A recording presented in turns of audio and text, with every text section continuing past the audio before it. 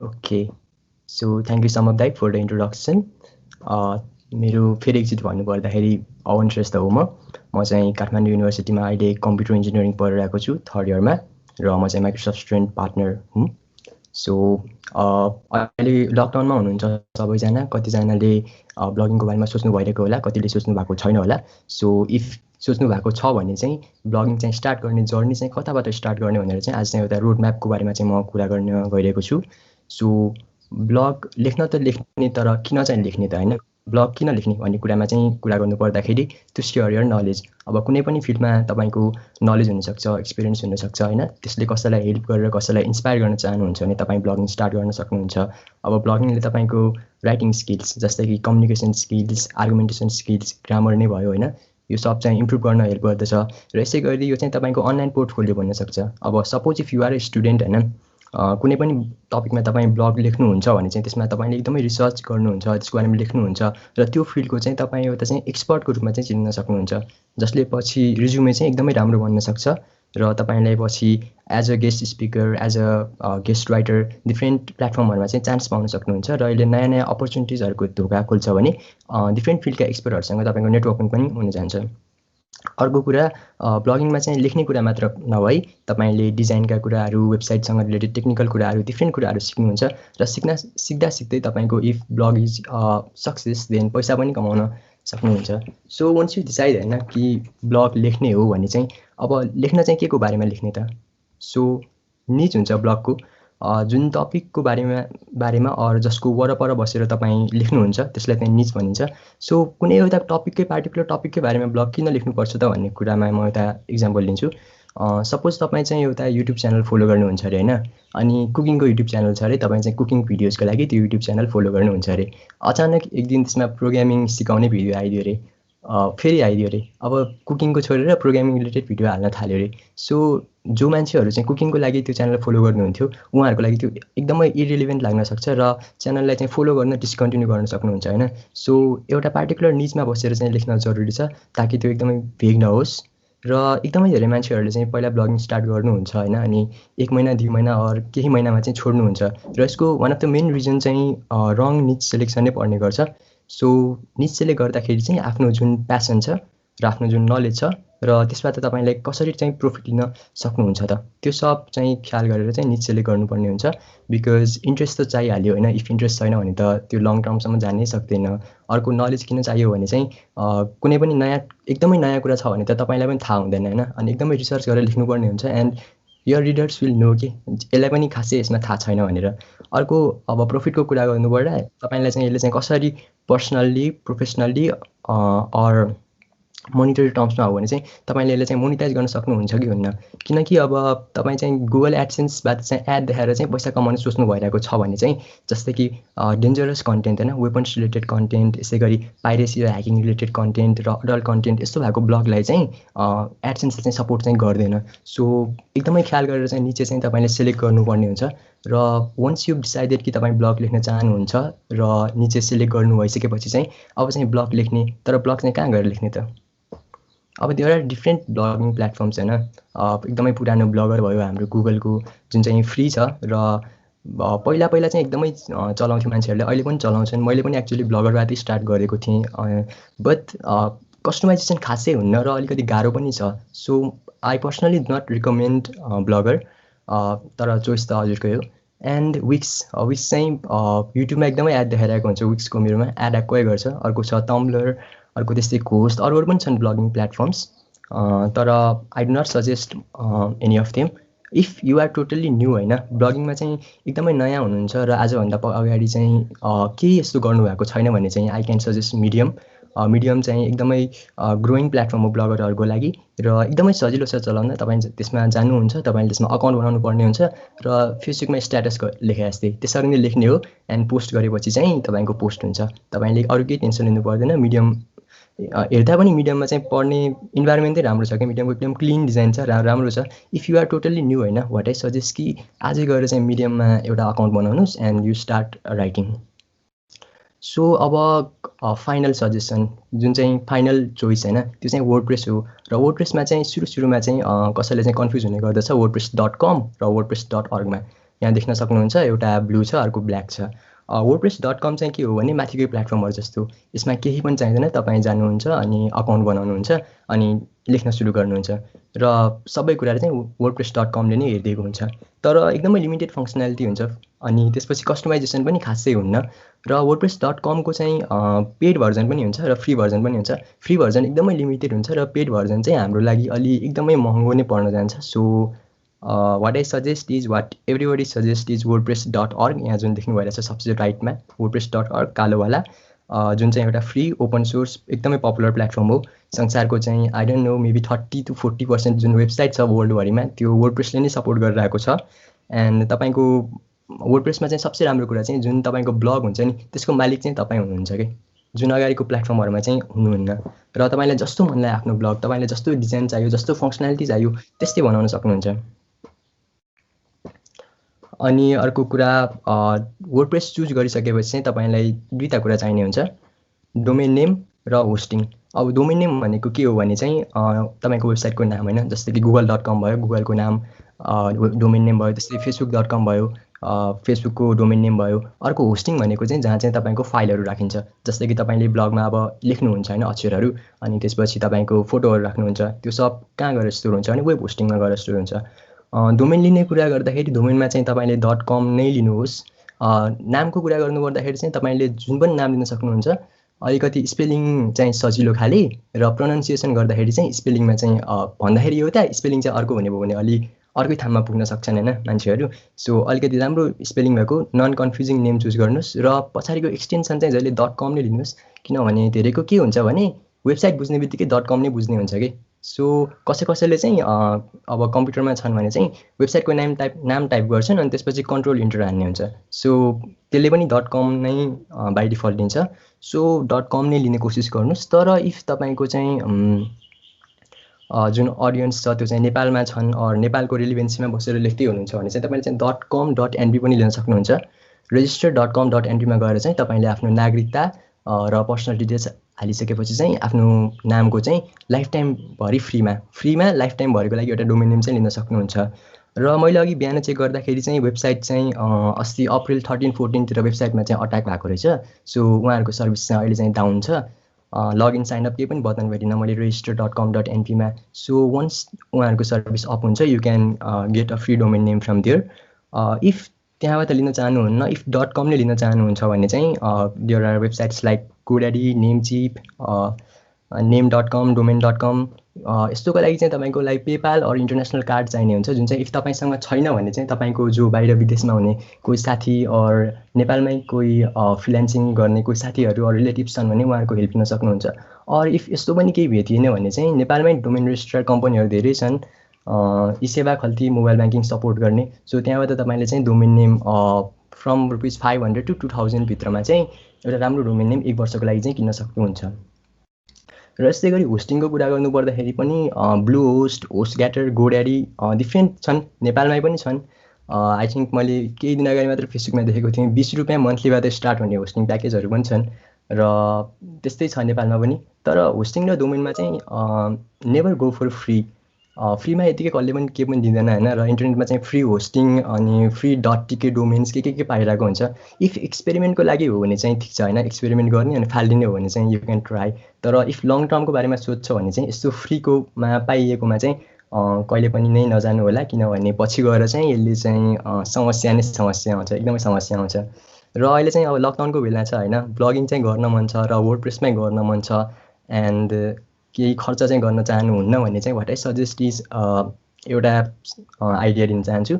यसको लागि चाहिँ तपाईँलाई edu इमेल चाहिने हुन्छ जुन चाहिँ कलेजले प्रोभाइड गरेको हुन्छ। जस्तै मलाई कलेजले a1@student.ku.edu.np त्यस्तो इमेल दिएको हुन्छ, तपाईँलाई पनि कलेजले दिएको हुनसक्छ। र इफ त्यो edu इमेल छ भने चाहिँ तपाईँले चाहिँ गिटहबमा साइनअप गर्न सक्नुहुन्छ। If programming related or computer IT related हुनुहुन्छ भने तपाईँलाई यसको बारेमा मजाले थाहा होला।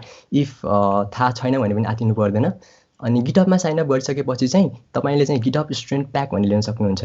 अनि गिटहब स्टुडेन्ट प्याक लिइसकेपछि चाहिँ के हुन्छ भन्दाखेरि चाहिँ तपाईँले डिफ्रेन्ट फेसिलिटिजहरू पाउनुहुन्छ कि, जस्तै कि तपाईँले चाहिँ 3टा जति चाहिँ डोमेन नेम 1 वर्षको लागि पाउनुहुन्छ हैन। अनि त्यसपछि अरू होस्टिङ पनि 2-3टा होस्टिङ पनि पाउनुहुन्छ तपाईँले 1 वर्षको लागि। सो तपाईँले अहिलेको अवस्थामा चाहिँ त्यो युज गर्न सक्नु चाहिँ हुन्छ। तर यसको लागि चाहिँ इडु इमेल चाहिने हुन्छ र गिटहबमा गएर चाहिँ गिटहब स्टुडेन्ट प्याक लिनुपर्ने हुन्छ। इफ त्यसको बारेमा केही आइडिया छैन भने चाहिँ जो चाहिँ तपाईँको हुन्छ नि अब टेक्निकल फिल्डका हैन कम्प्युटर इन्जिनियरिङ अर आइटी पढिरहेका साथीहरू उहाँले सोध्नु हो भने चाहिँ उहाँहरूले चाहिँ मजाले यसको बारेमा बुझाउनुहुन्छ र यो स्टुडेन्ट प्याक लिन पनि हेल्प गर्न सक्नुहुन्छ। सो आतिनु पर्दैन। जो चाहिँ तपाईँको साथीहरू छन् त्यसको बारेमा उहाँहरूको हेल्प चाहिँ लिन सक्नुहुन्छ तपाईँले गिटहबको लागि। र इफ तपाईँसँग चाहिँ गिटहब आयो हैन, गिटहब आयो अर होस्टिङ आयो, डोमेन आयो, यो सब आइसकेपछि चाहिँ तपाईँले चाहिँ वर्डप्रेस इन्स्टल गर्न सक्नुहुन्छ।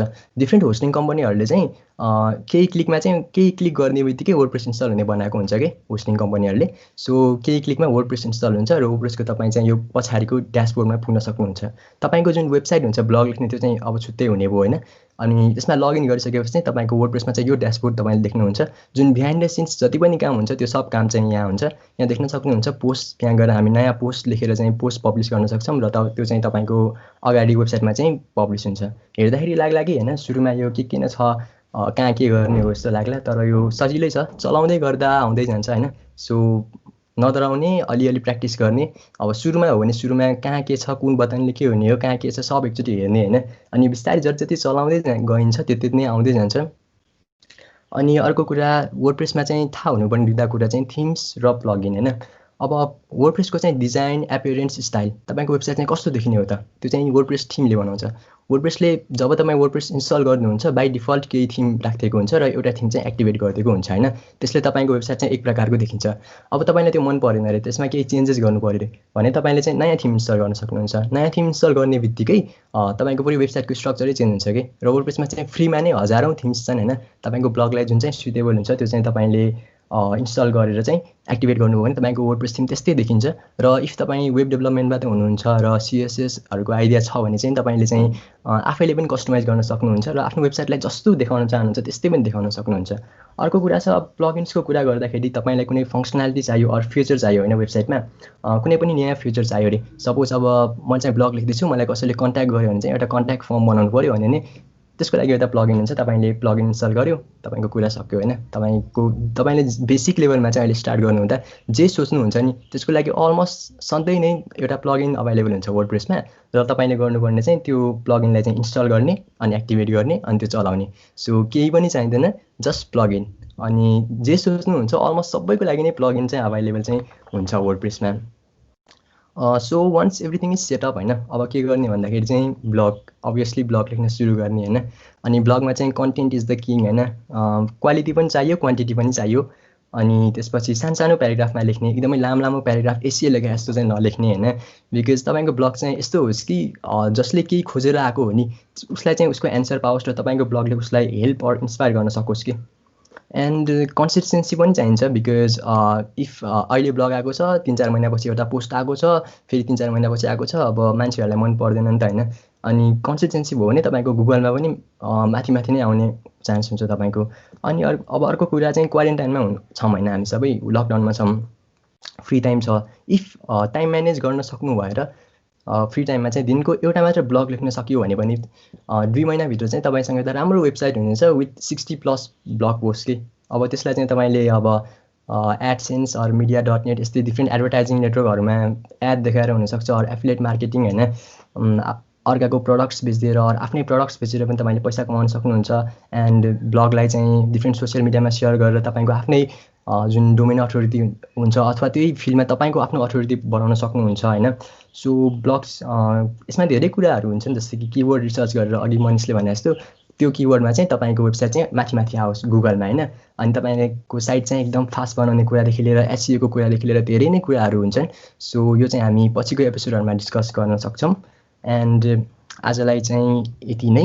अहिले फ्री टाइम छ, आफ्नो क्रिएटिभिटीलाई एक्सप्रेस गर्नुहोस् and stay safe and stay healthy. Thank you. र यदि कोही क्वेसन छ भने चाहिँ सोध्न सक्नुहुन्छ। Such an inspiring session we just had, Awan. So I have always been fond of writing and wondered how do I start with that. So thank you so much for all these tips and tricks. And moving forward with the question, एकदम धेरै questions आइसकेको छ so first one is Sangya शेर्पाले सोध्नुहुन्छ I do write blogs on medium but my audiences are only the friends that I share with so how do I work on that तपाईँले भन्नुभयो कि तपाईँको अडियन्स चाहिँ जो हुनुहुन्छ तपाईँलेको फ्रेन्ड्स मात्रै हुनुहुन्छ होइन so maybe you are sharing only on Facebook or Instagram or यस्तोतिर के गर्नुहोस् भने चाहिँ तपाईँले चाहिँ सुरुमा चाहिँ ट्विटर र लिङ्कडिनमा पनि सेयर गर्ने गर्नुहोस् बिकज ट्विटरको ह्यासट्याग्स चाहिँ एकदम पावरफुल हुन्छ र एकदमै धेरै रिच हुन्छ सो करेक्ट ह्यासट्याग युज गरेर तपाईँको ब्लग जुन चाहिँ रेलिभेन्सी छ नि त्यसमा चाहिँ करेक्ट ह्यासट्याग युज गरेर ट्विटर लिङ्कडिनहरूतिर सेयर गर्ने गर्नुहोस् एन्ड अर्को कुरा चाहिँ एसइओको कुरा जस्तै कि तपाईँकोले केही ब्लग लेख्नु भएको छ भने चाहिँ त्यसमा चाहिँ किवर्ड राइट किवर्ड के छ नि त होइन गुगल किवर्ड प्लानर भन्ने हुन्छ त्यसमा गएर किवर्ड रेलिभेन्सी हेर्नुहोस् कुन किवर्ड चाहिँ मान्छेहरूले कतिको सर्च गरिरहेको छन् त्यहाँबाट तपाईँले गुगलबाट ट्राफिक पाउनुहुन्छ भने चाहिँ डिफ्रेन्ट सोसियल मिडिया ट्विटर लिङ्कडिनहरूबाट चाहिँ तपाईँले चाहिँ अरू पनि भ्युवरहरू चाहिँ पाउन सक्नुहुन्छ त्यो सँगसँगै अब अर्को क्वेसन छ Sudeep Mishra is asking, could you elaborate about time management for blogging? So about time management ko barema we have further presentation, but then about blogging सँग relate भएर चाहिँ few words मा चाहिँ please explain that. Okay time म्यानेजमेन्टमा चाहिँ अब जुन normal day हो होइन नर्मल डेमा चाहिँ अलिकति होला तर अहिले त मोस्टली फ्री नै होला होइन इफ फ्री छैन भने पनि टाइम म्यानेजमेन्टको कुरा गर्नुपर्दाखेरि चाहिँ म चाहिँ के गर्छु भने चाहिँ ब्लग लेख्दाखेरि चाहिँ पहिला सुरुमा चाहिँ कन्टेन्ट जम्मा गर्छु होइन अब एउटा पेज लिन्छु त्यसमा चाहिँ म के लेख्नेवाला छु एकदम कन्टेन्टहरू चाहिँ मेरो की पोइन्ट्सहरू लेख्छु अनि त्यसपछि म चाहिँ त्यसलाई मिलाएर लेख्दै जान्छु कि अनि जब म लेख्दै गर्छु तब म चाहिँ एडिट गर्दिनँ जब म लेख्छु तब म आफ्नै फ्लोमा लेख्दै जान्छु र जब लेख्न सकिन्छ त्यसपछि मात्र आएर म एडिट गर्छु यसले गर्दाखेरि चाहिँ जुन ब्लग राइटिङ प्रोसेस चाहिँ जुन मेरो लागि चाहिँ एकदमै फास्ट हुन जान्छ र ओभरअल टाइम म्यानेजमेन्टको कुरा गर्नुपर्दाखेरि चाहिँ अब हेर्नुहोस् होइन तपाईँ दिनको कुन टाइममा चाहिँ एकदम फास्ट लेख्न सक्नुहुन्छ र तपाईँको माइन्ड चाहिँ राइटिङ फ्लोमा हुन्छ त्यो हरेक मानिसको डिफ्रेन्ट हुनसक्छ र त्यो अनुसार चाहिँ तपाईँले चाहिँ दिनको एकैचोटि एउटा ब्लग एकैचोटिमा सकाउनुपर्छ भन्ने पनि हुँदैन केही टाइम स्पेसिफिक टाइम राख्नुहोस् ट्राई गर्नुहोस् दिनको डिफ्रेन्ट टाइममा कुन टाइममा चाहिँ तपाईँले लेख्दा तपाईँको राइटिङ फ्लो चाहिँ एकदम स्मुथ छ त्यो टाइममा चाहिँ दिनको अलिअलि लेख्ने गर्नुहोस् र कन्सिस्टेन्सी इज द की तपाईँले दिनदिनै प्र्याक्टिस गर्नुभयो भने तपाईँको फास्ट हुँदै जान्छ र तपाईँले चाहिँ टाइम म्यानेजमेन्ट गर्न सक्नुहुन्छ सो अब हामीसँग चाहिँ अर्को एउटा क्वेसन छ सुदीप मिश्राले पनि सोध्नु भएको छ I need suggestion about cheap hosting भनेर सो अघि गिटअप डेभलपर प्याक एजुकेसन प्याकको बारेमा नि भनिसक्यो होइन so maybe you can related with something हजुर अब गिटअप एजुकेसन इफ तपाईँसँग इडियो इमेल छ भने चाहिँ स्टुडेन्ट प्याक लिनु हो भने चाहिँ जस्तै हिरो कुब हो होइन इफ त्यसमा चाहिँ अलिकति डिप्लोय गर्न गाह्रो हुन्छ अर्को चाहिँ एजुकेसन होस्टिङ भन्ने छ जुन चाहिँ गिटअपले नै दिन्छ अर्को चाहिँ तपाईँलेसँग इफ इडियो इमेल छ भने चाहिँ अवार्ड स्पेस भन्ने एउटा चाहिँ वेबसाइट छ होइन awardspace.com त्यसमा चाहिँ तपाईँले जानुहोस् गुगलमा सर्च गरे पनि हुन्छ फ्री होस्टिङ फर स्टुडेन्ट्स भनेर त्यसमा चाहिँ तपाईँले इफ इडियो इमेलबाट जानुभयो भने चाहिँ 1 वर्षको लागि चाहिँ राम्रो वेब होस्टिङ दिन्छ फ्रीमा र इफ चिप अथवा पे गरेर नै केही चाहनुहुन्छ भने चाहिँ गोर्खा हाउस छ नेपालको गोर्खा हाउसले चाहिँ मन्थली 25 रुपियाँमा चाहिँ राम्रै होस्टिङ दिइरहेको छ मन्थली 25 रुपियाँमा सो तपाईँले गोर्खा हाउसको चेकआउट गर्न सक्नुहुन्छ नेपालमा अरू पनि थुप्रैले चाहिँ चिपमै दिइरहेछन् र यी सेवा मोबाइल ब्याङ्किङहरूबाट पनि पे गर्न मिल्छ सरी टु इन्टरप्ट है के अरे त्यो गिटअप डेभलपर प्याकमा चाहिँ म अलिकति एड गर्न चाहे जस्तै गिटअप डेभलपर प्याकमा चाहिँ इडियु इमेलले साइन अप जस्तै धेरैलाई चाहिँ के प्रब्लम भइरहेको हुन्छ भने डेभलपर प्याकलाई मैले साइन अप गरेँ तर मेरो अप्रुभ नै भएन भनेर हुन्छ त्यसको चाहिँ मेन कारण चाहिँ जस्तै अरू नर्मल इमेल जिमेलहरूबाटै गरिरहेको हुन्छ त्यो हुँदा चाहिँ अनि अप्रुभ हुन एकदम टाइम लाग्दिन्छ तर इडियु इमेलबाट गर्ने हो भने चाहिँ त्यो विदिन 1 आवर नै अप्रुभ भइसकेको हुन्छ कि त्यसलाई कुनै टाइम पनि लाग्दैन अनि त्यसपछि फ्री होस्टिङकै कुरा पनि एजुकेसन डेभलपर प्याकमा जस्तै वर्थ $200,000 भन्दा प्लसको टुल्सहरू चाहिँ फ्रीमा प्रोभाइड गरेको हुन्छ ल वेबसाइट पनि 3-4 वटासम्म त .me.tech वेबसाइटहरू चाहिँ फ्रीमा दिइरहेको हुन्छ 1 इयरको लागि अथवा स्टुडेन्ट रहेसम्मको लागि अनि त्यसपछि होस्टिङको लागि नि सबभन्दा बेस्ट अलिकति गर्नको लागि चाहिँ जस्तै गिटअप पेज पनि युज गर्न सकिन्छ भर्खरै स्टार्ट भएको खासै अब आफूलाई त्यस्तो धेरै केही चेन्ज गर्नु छैन वेबसाइट जस्ट रनिङ मात्र चाहिन्छ भने त गिटअप पेजेसबाट पनि कस्टम डोमेन एड गरेर फ्री होस्टिङ नै नभइकन त्यही गिटअप पेजमै होस्ट गरेर पनि युज गर्न सकिन्छ। त्यही गिटहब डेभलपर प्याकबाट गर्दाखेरि चाहिँ भर्खर सुरु भएकोहरूलाई चाहिँ भन्ने चाहिने जति प्राय सबै टुल्सहरू नै त्यसमै हुन्छ। होस्टिङको लागि जस पैसा नतिरिकन पनि फ्रीमा पनि गर्न सकिन्छ। त्यही हो, त्यो चाहिँ एड गर्न खोजिरहेको थिएँ मैले। Thank you. Thank you Manish गिटहबको बारेमा भनिदिनु भएकोमा। अरू केही क्वेसन छ? I guess we are out of questions now, and we have also time constraint. But I guess Sambal, you can take over now. Sure. Thank you very much, Awan. Thank you so this much. amazing session. You can join the comment section where you can connect with the people asking questions to you. म एउटा question चाहिँ यहाँ address गर्न चाहे। Question was from Sudeep. So त्यो छोडौँ। जस question चाहिँ के थियो भन्दाखेरि एज्योरको बारेमा इभेन्ट्सहरू कस्तो के छ अपडेट्सहरू भनेर सोध्नु भएको थियो। So like the only thing I want to tell you right now is to go and follow our social media handles. We'll be updating with all the links here. अनि त्यहाँ चाहिँ अब we will be posting everything that MSPs are doing. So यदि if you want to get some Azure credits and get knowledge regarding Azure, you can attend these events and like get these credits and start using it. त्यही भएर like the best thing I have right now is to ask you to follow our social media handles.